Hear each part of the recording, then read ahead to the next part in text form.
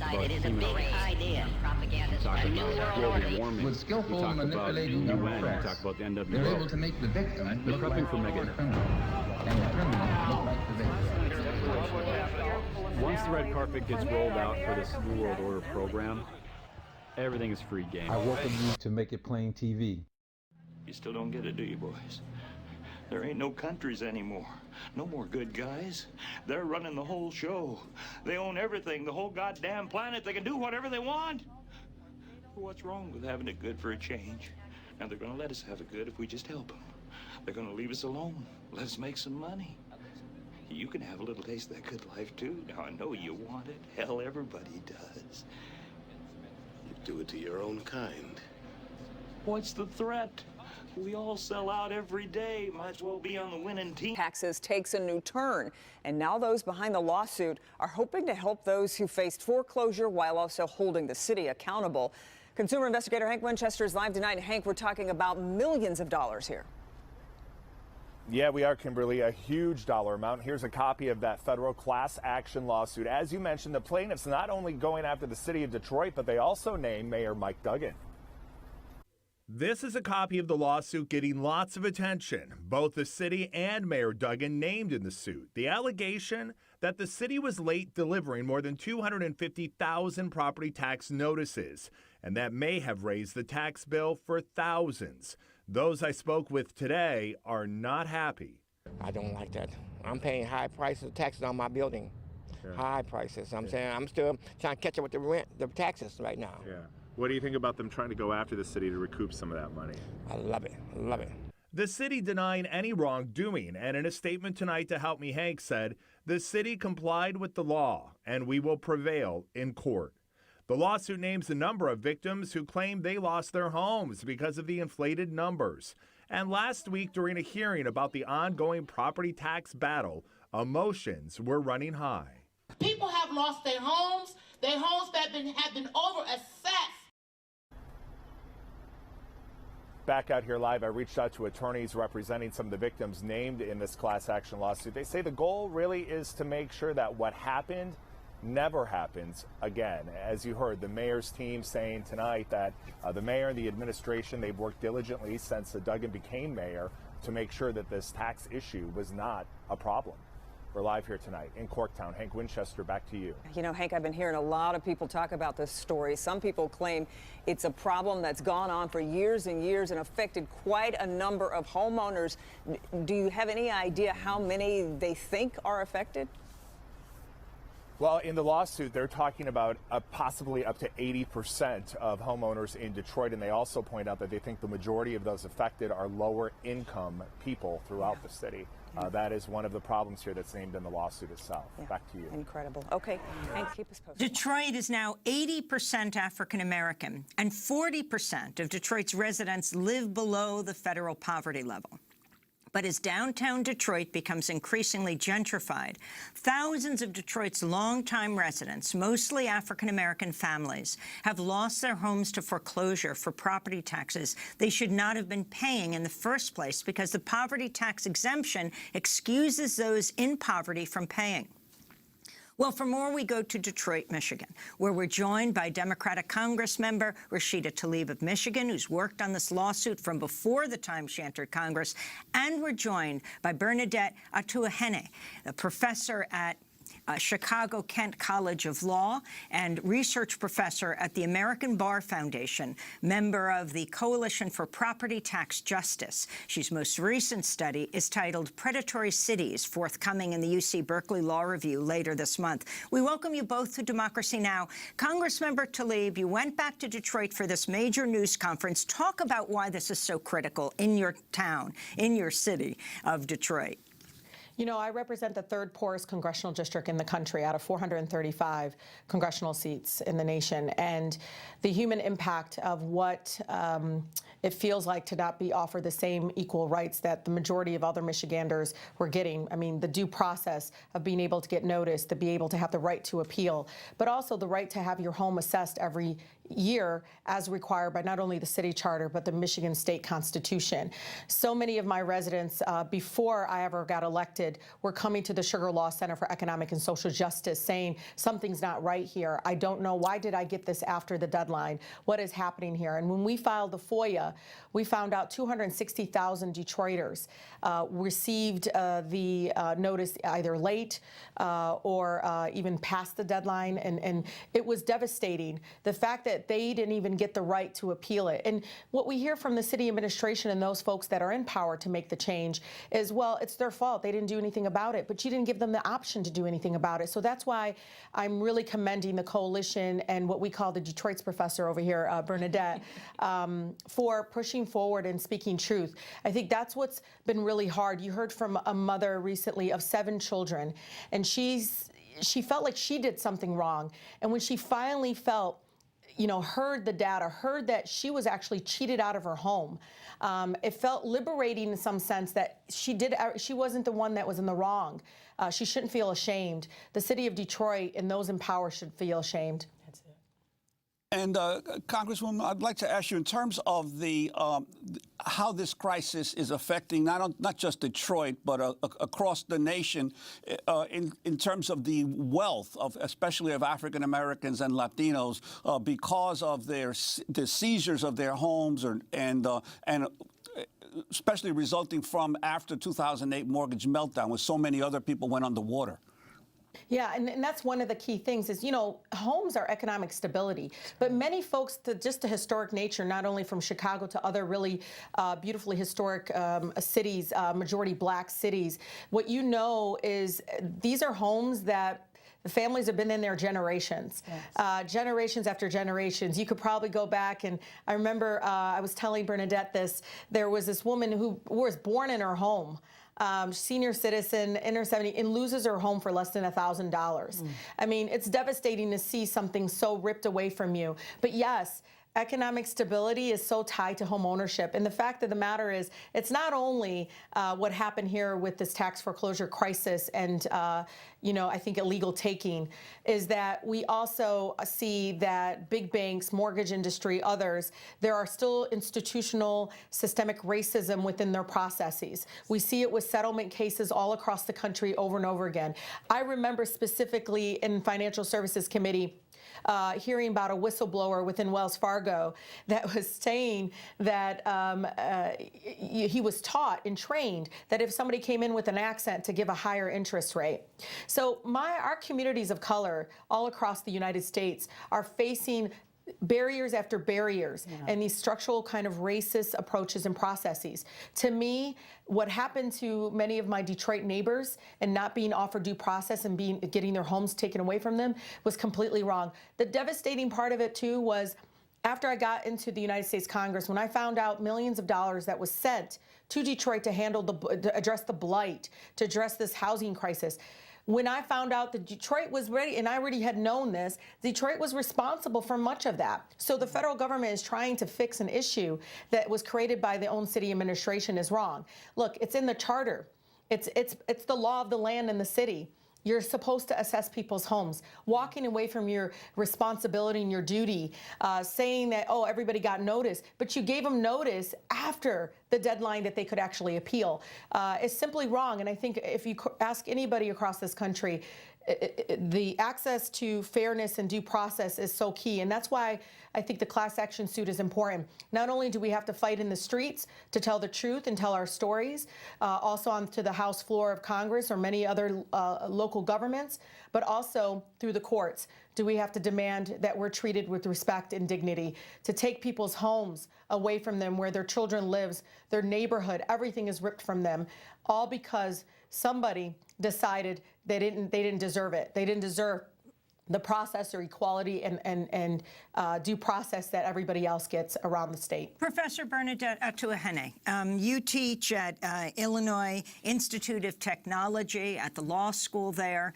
You've done deep research into the racial wealth gap. If you can talk about the facts and figures behind this lawsuit, what it has meant, and how the Detroit mayor is currently responding to the class action suit and dealing with this illegal seizure of tax money or throwing people out of their homes? Yeah, thank you, Amy. So the first thing I want people to know is in Detroit, we have 1 in 4 homes that have gone through property tax foreclosure. 1 in 4. We haven't seen this number of property tax foreclosures in American history since the Great Depression. So the real question is, what is going on? And so I've done research that shows that between 2009 and 2015, anywhere in each of those 7 years, anywhere between 55 and 85% of properties were being assessed in violation of the Michigan State Constitution, which clearly says no property is to be assessed at more than 50% of its market value. And then when we looked at which houses were being overassessed, we found that 95% or more of the lowest valued homes were being overassessed, while the highest valued homes were actually being underassessed. And so the next study we did is because anytime you do research in Detroit and you don't deal with race directly, you're doing everyone a disservice. So the next study we did is we looked at Wayne County, and we looked at all the municipalities of Wayne County, and there's 3 that have a supermajority of African Americans, 70% or more: Detroit, Inkster, and Highland Park. And each of those majority black cities were being subjected to these unconstitutional tax assessments and foreclosures at a greater rate than the majority white cities. The third and final study we did looked at the relationship between these unconstitutional tax assessments and foreclosure rates. Because in fact, there's lots of things that can cause foreclosure, right? Poverty, a death in the family, etc. And so we needed to hold all of those variables constant to really isolate the effect of this one variable of unconstitutional tax assessments on foreclosure rates. And we're able to say that 10% of these historic rates of tax foreclosure in Detroit would not have happened but for these unconstitutional property tax assessments. That's 10% of all foreclosures. And when you look at just the kind of lowest valued homes, we're able to say 1 in 4, or 25% of those foreclosures would not have happened but for these unconstitutional property tax assessments. The city and the mayor in specific, their response to this overwhelming empirical evidence of illegality is to say, you know, if you thought you were being overassessed, you should have in fact filed an appeal, right? So moving the blame, the onus from the city to do the property tax assessments correctly to homeowners to, you know, saying they should have appealed. But what this lawsuit is all about, as Representative Taliba has so clearly pointed out, is about the fact that the city did not even give people a chance to appeal. Why? Because in 2017, they mailed the property tax assessment notices late. And so they mailed them, in fact, late after the appeal deadline, meaning that Detroiters did not have an opportunity to appeal these illegally inflated property taxes. And that is the heart of this particular lawsuit. It is a due process lawsuit. Again, just fighting on behalf of Detroiters who are being overassessed and not given an opportunity to fight back. And Professor, I wanted to ask you, obviously the super high assessments meant that those homeowners, especially in the poorest communities, were being required to pay more property taxes, right? Now, we're in a situation now, obviously Detroit was in financial crisis for many years, and now all of these reports about how Detroit is coming back. What is the real story now as to how Detroit is coming back? That's right. And let's just put this in context. Detroit has the highest property tax rate in the state of Michigan. It has the second highest tax rate in the United States. On top of these already high tax rates, they're being illegally assessed, meaning on top of the highest tax rates in the country, they are now being taxed even more, right? And so that's the starting point. And when you, what was the question again? Well, they keep saying Detroit's coming back, Bernadette. Oh, yes. And one of the things you should know is if you go to my neighborhoods, they don't think they're not coming back from whatever the heck their folks are saying they're coming back from. Poverty among children has actually increased in the city of Detroit. You see neighborhood after neighborhood that's been left behind. When they say come back, they're talking about the 7.2 miles. Yes. If you look at the census tracts, some of the wealthiest census tracts within the city of Detroit. They're talking about billionaires Dan Gilbert and the Illich family who continue to take tax giveaways from our school aid fund while literally down the street for their hockey stadium, for their for-profit development, while down the street, we have schools that don't have clean drinking water. We have schools that literally are closing down, these neighborhood schools that have been part of our anchors within our neighborhoods. So it is hard because I've actually had a senior citizen tell me, Detroit's coming back from where? You know, and why are they continually talking about only the downtown area and the surrounding kind of areas there? It's like an island, because anything beyond that island is real, true poverty, and people from those that can't afford their water bills, that literally one day their water gets shut off, the next day their children are being taken away from them. I mean, because they're saying, oh, they're negligent, but this is the same amount of money they're using for the for-profit industry that's even there for foster care. They won't even use it to help a woman get her water put back on. I mean, the hardship that we see our families facing, these are working class families. And even the young, the mother of 7, Sonia, she was saying that we're the ones out there in the restaurants that you don't look up and look at. We're the ones that are among you and your neighbors that have been part of the city of Detroit for so long, but they feel very truly left behind. Not only with what's going on with property taxes, but what's going on, the devastation of our water shutoffs, the devastation of what's happening to our education system and so forth, the disinvestment in our neighborhoods that are surrounding downtown Detroit is extremely put such a tremendous hardship on so many of our families. And we at the Coalition for Property Tax Justice like to think of the comeback story as a tale of two cities. Yes. Right? Because you have downtown Detroit. In downtown Detroit, the developers there are getting tax subsidies and tax breaks, when in the neighborhoods, they're being unconstitutionally assessed and foreclosed on at historic rates. Yeah. So when you think about Detroit coming back, again, as Representative Tlaib said, it's about a comeback for 7 square miles that includes downtown. When you look at the rest of Detroit, the majority of Detroit, and let's get real, Black Detroit, there is no comeback. That's right. So, Congressmember Rashida Tlaib, I wanted to ask you about a related issue, and this is at the presidential campaign level. Democratic presidential candidate Michael Bloomberg facing criticism over this recently resurfaced video clip that shows him blaming the 2008 mortgage and financial crisis on the elimination of the long-standing racist lending policy known as redlining. This is Georgetown University President John DeGioia speaking to Bloomberg in 2008. You've made some reference to the elements that led to where we are today. Could you go a little bit deeper and tell us from your perspective, how did we get here? What are the root causes of the crisis that you can go back. I would say it probably all started back when there was a lot of pressure on banks to make loans to everyone. Redlining, if you remember, was the term where banks took whole neighborhoods and said, people in these neighborhoods are poor, they're not going to be able to pay off their mortgages, tell them your salesmen don't go into those areas. And then Congress got involved, as local elected officials as well, and said, oh, that's not fair, these people should be able to get credit. And once you started pushing in that direction, banks started making more and more loans where the credit of the person buying the house wasn't as good as you would like. So that was Mayor Bloomberg 12 years ago. Congressmember Tlaib, if you can respond. Look, you know, I think of many of the folks that I serve with in Congress. Many of them are millionaires. They're completely disconnected with the American people. Even when the federal shutdown happened, you had literally colleagues on both sides. You know, I don't get it. Why are they in the food bank line? Why are the federal employees can't go and apply for a loan? There's just really disconnect to understand the American people live check by check. But also there's a disconnect that government's supposed to be about people, right? Our public tax dollars are supposed to be used to create economic stability, to increase home ownership, to create these programs that I think are win-win for everyone. Instead, you know, you have folks with a different kind of very narrow lens that see things through a different perspective than those that are on the ground. The majority of Americans do not live within that little bubble of the 1% and those that have.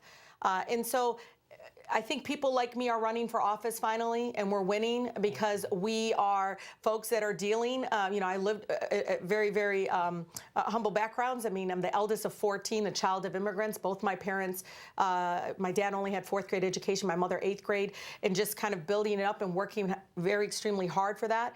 But it's really, it's sad when people that are in leadership positions don't understand that even if they don't get it, they have to surround themselves with people that understand what it means to live in poverty in America, what it means to go sleep hungry, what it means to live near corporate pollution, and what that means to your public health. It means so many things of various broken systems. And Amy, you know this. If I open the curtain and look behind that of all the broken system, from mass incarceration to what's happening in our immigration system, how dehumanizing it's becoming and caging children, to what's happening to our healthcare system, to our education system. It's become all for profit. People are making money off of the pain of our oppression, and that is something that I continue to speak truth to. So no matter who's running for office, I will demand that they talk about the P word, which is poverty. I will demand that they talk about the structural problems and issues and challenges, real structural problems that lead to people's oppression in our country. And we have to continue to think beyond the same old recycled folks running for office. They had their chance. They did not change people's lives for the better.